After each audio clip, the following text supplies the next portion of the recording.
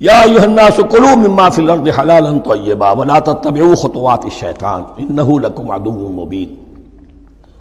اے لوگو، زمین میں جو کچھ حلال اور طیب ہے، حلال ہے اور پاک ہے، صاف ستھری چیز اور حلال چیز، وہ کھاؤ، اور شیطان کے نقش قدم کی پیروی نہ کرو، انہ لکم عدو مبین، یقیناً وہ تمہارے لیے کھلا دشمن ہے۔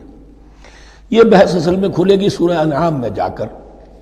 وہاں عرب میں یہ رواج تھا، بتوں کے نام پر کوئی جانور چھوڑ دیتے تھے، جیسے ہندوؤں میں بھی تھی رواج، ہم نے تو بچپن میں دیکھا ہے، کوئی سانڈ چھوڑ دیا، کسی کے کان جو ہے وہ چیر دیے، یہ فلاں بت کے لیے ہے، فلاں دیوی کے لیے ہے۔ اب اسے کوئی کچھ نہیں کہہ سکتا تھا، وہ جہاں چاہیں وہ منہ ماریں جا کر ان کا، اور پھر ان کا ظاہر بات ہے ان کا گوشت کیسے کھایا جا سکتا تھا۔ تو عرب میں بھی یہ رواج تھے، اور ابھی تک اس کے کچھ نہ کچھ ریزیڈیول ایفیکٹس تھے۔ آباء و اجداد کی جو رسمیں چلی آ رہی ہوں وہ آسانی سے جو ہے وہ چھوٹتی نہیں ہے، کچھ نہ کچھ اثرات رہتے ہیں، جیسے آج تک ہمارے ہاں ہندوانہ اثرات موجود ہیں۔ تو ایسے لوگوں سے کہا جا رہا ہے کہ یہ تمام حرمتیں جو تمہارے ان لوگوں نے، مشرکین نے بنا لی تھی، یہ جانور حرام، یہ جانور حرام ہو گیا، اسے فلاں کے نام پر نامزد کیا ہے، اس اونٹ کی جو ہے اتنی اونٹنیوں کے ساتھ جفتی ہو چکی ہے، اب بس اس کو خالی کر دو، چھوڑ دو، نہ اس کے اوپر سواری کی جائے گی اور نہ اس کا گوشت کھایا جائے گا، یہ کوئی نہیں ہے۔ جو چیز حلال ہے اصلاً اور طیب ہے، کھاؤ۔ انما یامرکم بالسوء والفحشاء، یقیناً شیطان تمہیں حکم دیتا ہے بدی کا اور بے حیائی کا، وان تقولوا علی اللہ ما لا تعلمون، اور اس کا کہ تم کہو اللہ کی طرف نسبت کر کے جو تم جانتے نہیں ہو کہ اللہ نے حرام کیا۔ بھائی تمہیں کہاں معلوم؟ کوئی دلیل لاؤ، کسی کتاب میں دکھاؤ کہ اللہ نے یہ چیز حرام کر دی۔ وَإِذَا قِيلَ لَهُمُ اتَّبِعُوا مَا أَنزَلَ اللَّهُ قَالُوا بَلْ نَتَّبِعُ مَا أَلْفَيْنَا عَلَيْهِ آبَاءَنَا، اور جب ان سے کہا جاتا ہے اتباع کرو اس کی جو اللہ نے نازل کیا ہے، قالوا، وہ کہتے ہیں بل نتبع ما ألفينا عليه آباءنا، ہم تو پیروی کریں گے اس کی جس پر ہم نے پایا اپنے آباء و اجداد کو۔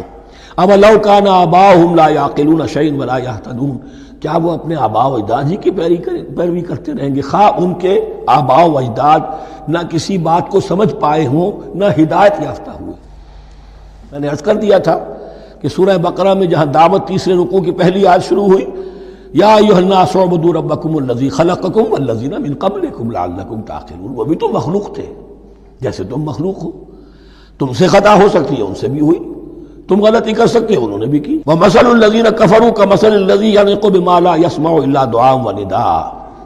یہاں ذرا تمثیل کے اندر ایک پیچیدگی ہے کہ بظاہر ترجمہ تو یہ ہوگا کہ مثال ان لوگوں کی جنہوں نے کفر کیا اس شخص کی سی ہے جو پکار رہا ہے ایسی چیز کو جو نہ سنتا ہے نہ سمجھتا ہے۔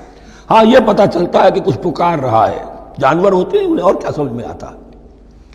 تو یہاں پہ اصل میں تمثیل میں مراد یہ ہے کہ حضور صلی اللہ علیہ وسلم اور مسلمان ان لوگوں کو جو سمجھانے کی کوشش کر رہے ہیں ان میں سے کچھ ایسے بھی ہیں کہ جو کچھ نہیں سمجھتے۔ دعا اور ندا تو ہے، صم بکم عمی فہم لا یعقلون، لیکن وہ بہرے بھی ہیں، گونگے بھی ہیں، اندھے بھی ہیں، وہ عقل سے کام نہیں لیتے۔ یا ایھا الذین آمنوا کلوا من طیبات ما رزقناکم، اے اہل ایمان کھاؤ ان تمام پاکیزہ چیزوں میں سے جو ہم نے تمہیں دی ہیں، واشکروا للہ، اللہ کا شکر ادا کرو، ان کنتم ایاہ تعبدون، اگر تم واقعتاً اسی کی عبادت کرنے والے ہو۔ جیسا کہ میں نے عرض کیا سورہ الانعام میں یہ ساری چیزیں آئیں گی اور تفصیل سے۔ انما حرم علیکم المیتۃ والدم ولحم الخنزیر وما اہل بہ لغیر اللہ، بنیادی طور پر اللہ تعالیٰ نے وہ کھانے کے جو اہل عرب میں اس وقت رائج تھے ان میں سے 4 چیزوں کی حرمت کا اعلان کیا ہے بار بار، مکی صورتوں میں بار بار ہوا ہے اور یہاں پھر یہ مدنی صورت کے اندر گویا کہ آخری بار۔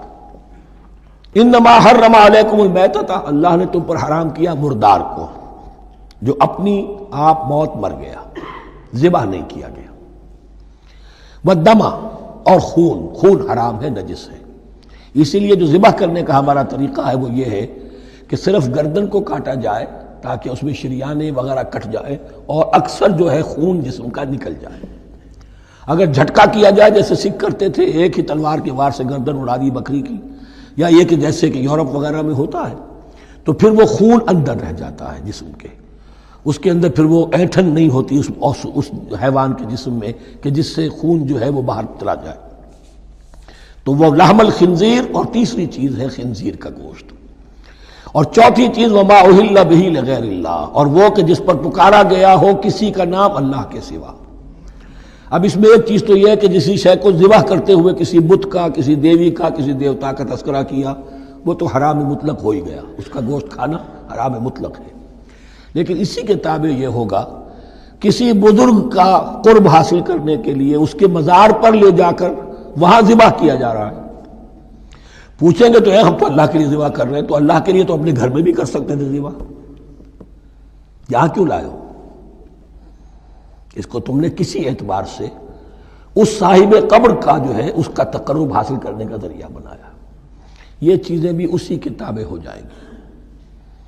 اللہ کے لیے کرنا تو ہر جگہ کر سکتے ہو، ہم تو صرف ایصال ثواب کے لیے کر رہے ہیں، تو اپنے گھر میں بیٹھ کر کرو گے تو کیا ایصال ثواب نہیں ہو جائے گا؟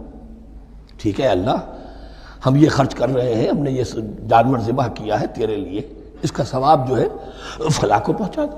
یہ ہے چار چیزیں بنیادی طور پر۔ فمن اضطر غیر باغ ولا عاد، ان میں بھی ایک رعایت ہے، اگر کوئی مضطر ہو گیا ہے، مجبور ہو گیا ہے، جان نکل رہی ہے اور کوئی شے کھانے کو نہیں، لیکن دو شرطیں پوری ہو، غیر باغ ولا عاد، وہ اس حرام کی طرف رغبت نہ رکھتا ہو اور نہ جو ناگزیر حد ہے جان بچانے کی اس سے آگے بڑھے۔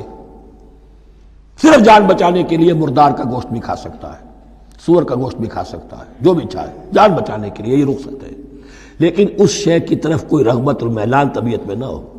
یہ اللہ تو جانتا ہے، اگر تو معاملہ اس سے ہے تو اس سے تو چھپی ہوئی بات نہیں، اور جتنا ناگزیر ہے جان بچانے کے لیے اس سے آگے نہ بڑھے۔ فلا اثم علیہ، ان دو شرطوں کے ساتھ جان بچانے کے لیے حرام چیز بھی کھائی جا سکتی ہے۔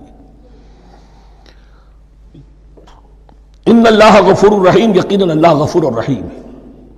ان الذین یکتمون ما انزل اللہ من الکتاب ویشترون بہ ثمنا قلیلا، یقیناً وہ لوگ جو چھپاتے ہیں اس کو جو اللہ نے نازل کیا ہے کتاب میں سے اور فروخت کرتے ہیں انہیں بہت حقیر سی قیمت پر، اولئک ما یاکلون فی بطونہم الا النار، یہ لوگ نہیں بھر رہے اپنے پیٹوں میں مگر آگ۔